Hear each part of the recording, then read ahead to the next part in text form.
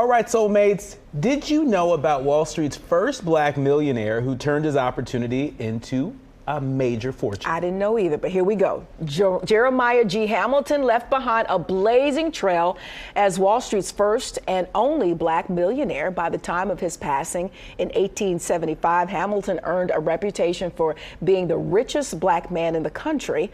By the 1830s, he was well on the path to building a legacy and enterprise that could sustain generations to come.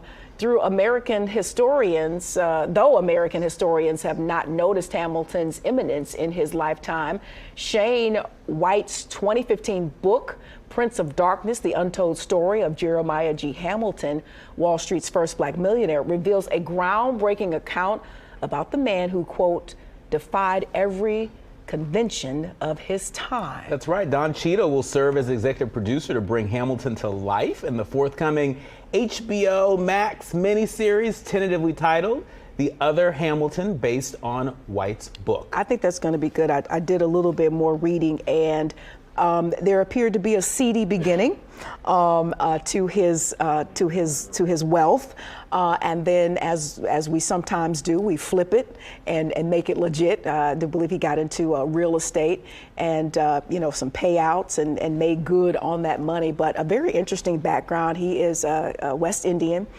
His parents are Haitian.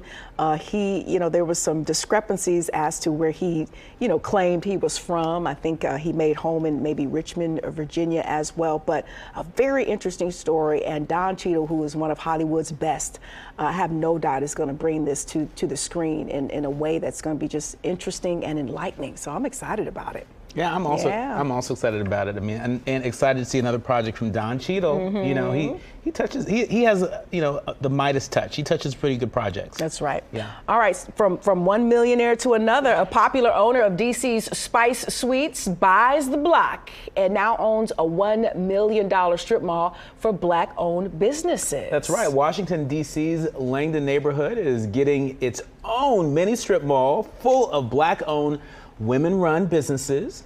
Angel Gregorio has purchased a $1 million property as the new location for her spice shop that she's dubbed the Spice Suite. The 7,500 square foot lot will be the home to 4 other black-owned salons, including hair, nails, waxing, and braiding services. The strip mall that Gregorio called Black and Forth had its soft launch ribbon-cutting ceremony. Yeah, and she made her $1 million purchase in December of 2021 with the assist of DC government dollars. The investment is an expansion of Mayor Muriel Bowser's and her administration's mission to increase the share of minority-owned businesses to 33% by 2028. What a great initiative, yeah. And obviously it is paying off, and just a great feat for this young lady. Yeah, and very similar to the story that we reported on yesterday, where the mayor of Detroit was investing in people,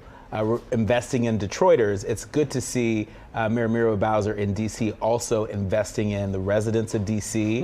A lot of these cities have leftover dollars from the American Rescue Plan. And they have to be used. They have to be used. That's right. And, yes, while we should be investing in infrastructure, we should also be investing in people. And so these are all great examples of local leaders doing exactly that. All right, another money story here. With only $1,500 in cash, Janice Bryant Howroyd became the first black woman to own a $1 billion company. Bryant Howroyd is an entrepreneur, businesswoman, author, founder, and chief executive officer of the Actone Group, the largest privately held minority woman-owned personnel company in the U.S. She is the first black woman to build and own a $1 billion company, and says that self-confidence, willingness to take risks, and faith are among the traits that have served her in her career.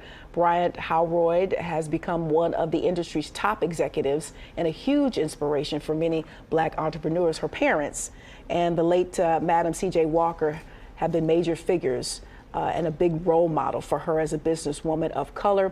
She also talks about her business and life lessons in her book, The Art of Work, How to Make Your Work Work for You. And you're very familiar with her trek, huh? I am. I've seen Miss Janice at a number of events, particularly in the nation's capital, and she is very well respected. She is a trailblazer. I mean, think about how many black billionaires we report on, how many more black billionaires we've been reporting on right here from this desk, people like Rihanna, among so many others. Well, their stories wouldn't have been possible without trailblazers like Miss Janice. That's right. Bob Johnson, BET. Right. And so, this is, it's great to see. This sort of black excellence, because black excellence begets black excellence. And, in our communities, oftentimes seeing it helps us to believe it. And so hopefully to all of our soulmates that are watching, I'm seeing Ms. Janice's story and the stories of so many other folks that are powerful demonstrations of black excellence and black joy. Hopefully that inspires you, not just during this Black History Month, but every single day, because every day is Black history happening right now here on FOXSOUL. And speaking of our soulmates in Texas, they are experiencing a deep Arctic freeze. It has taken the lives. It has made travel and just everyday living very complicated. So we want to send our thoughts and our prayers out to those, especially our soulmates watching in Dallas. That's right. Yeah, absolutely. Stay safe and stay warm. I'm Courtney Hicks. And I'm Nicordelai Corte. Until next time, soulmates, stay lifted.